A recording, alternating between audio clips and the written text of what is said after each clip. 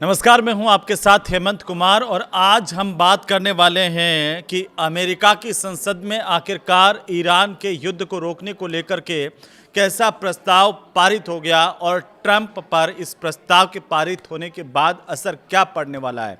इससे भी बड़ी बात यह कि ट्रंप की पार्टी में क्रॉस वोटिंग हो गई और अमेरिका की संसद में जो हुआ वो ट्रंप के लिए टेंशन कैसे दे गया, इस वीडियो में हम विस्तार से समझेंगे।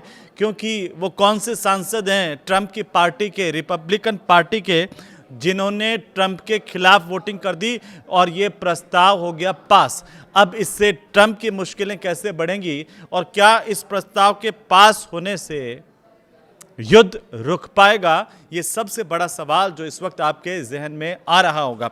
आज हम इसी पर बात करने वाले हैं क्योंकि अमेरिका की संसद ने एक ऐसा प्रस्ताव पास किया है जिससे ट्रंप के जो सैन्य शक्तियों की ताकत है उसको सीमित कर दिया गया है।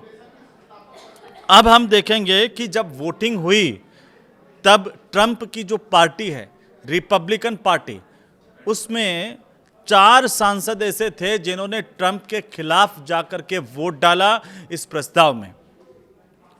हालांकि 3 ऐसे सांसद भी हैं जिन्होंने वोटिंग में भाग ही नहीं लिया और इसके चलते कहा यह जा रहा है कि ट्रंप के खिलाफ ये प्रस्ताव एक तरह से पारित हो गया, जिससे ट्रंप की जो सैन्य शक्तियां हैं वो अब सीमित हो गई हैं।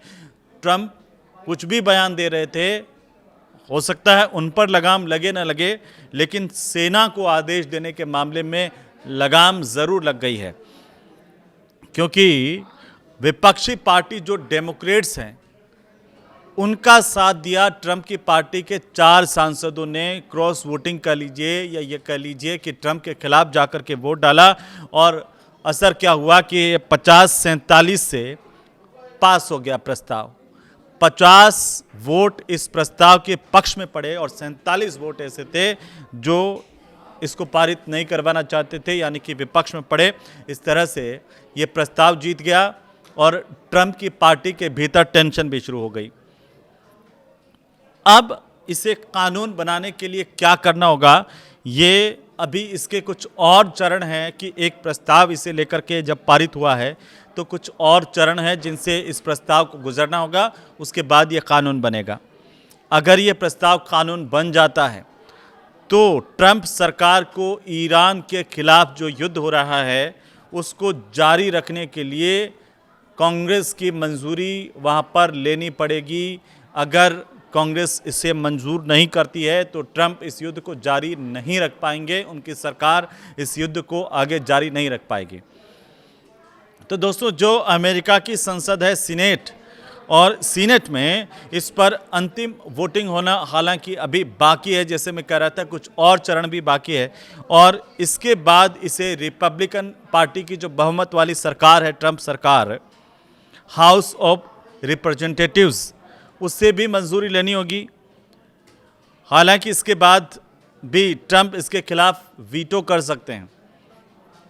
फिर उस वीटो को रद्द करने के लिए क्या करना होगा, उसके लिए सीनेट और हाउस दोनों में 2/3 बहुमत होना चाहिए, तब जाकर के ट्रंप का वीटो जो है वो कैंसिल हो पाएगा।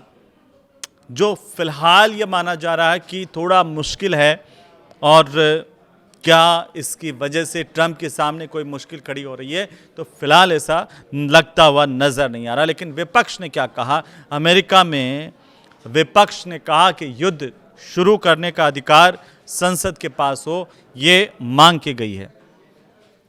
और ये जो वोटिंग हुई है उसमें इसे विपक्ष अपनी बड़ी जीत के तौर पर देख रहा है। 50-47 से जो ये प्रस्ताव पास हुआ, इसे विपक्ष अपनी जीत मान रहा है और माना ये जा रहा है कि अमेरिका में युद्ध शुरू करने या सेना भेजने का अधिकार जो है वो राष्ट्रपति का नहीं बल्कि संसद के पास होना चाहिए।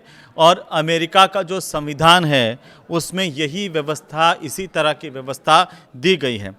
अब इस प्रस्ताव को जो वर्जीनिया के डेमोक्रेट्स हैं, सीनेटर टिम केन, वो लेकर के आए इस प्रस्ताव को, और बहस जब हुई तब टिम केन ने ये कहा कि अभी जब युद्ध विराम की बात हो रही है तब ट्रंप को संसद के सामने आकर के अपनी रणनीति संसद को बतानी चाहिए। अब जो डेमोक्रेट सीनेटर टिम केन हैं, उन्होंने ये कहा कि युद्ध शुरू करने का अधिकार जो है वो संसद के पास है, सिर्फ राष्ट्रपति के पास नहीं है। वहीं व्हाइट हाउस ने ये कहा है इस पर कि ट्रंप ने अमेरिका की सुरक्षा के लिए अपने अधिकारों के तहत ईरान पर कार्रवाई की है।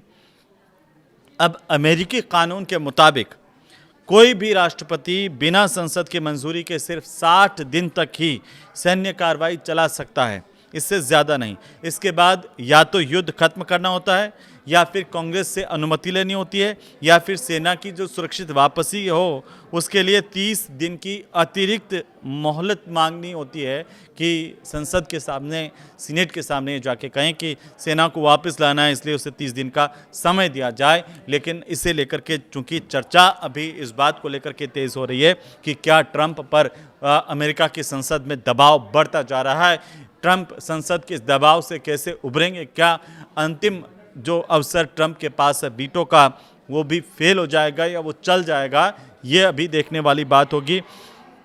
लेकिन बहुमत के बीच में ट्रंप के खिलाफ ये प्रस्ताव पारित हो जाना ही बड़ी बात मानी जा रही है। और अब जल्दी से हम देख लेते हैं कि पिछले 24 घंटों में अमेरिका ईरान युद्ध को लेकर के हुआ क्या है, क्योंकि ट्रंप ने ईरान पर जो हमला है वो टाला है।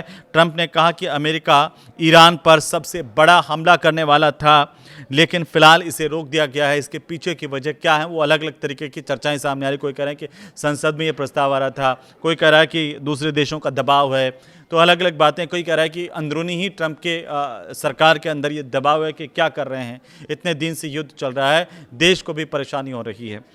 अब आप देखिए कि ये रोक दिया गया, बड़ा हमला होते होते रुक गया है। ट्रंप ये कह रहे थे कि वो बड़ा हमला करेंगे, नेस्तनाबूद कर देंगे, लेकिन वो नहीं कर पाए हैं।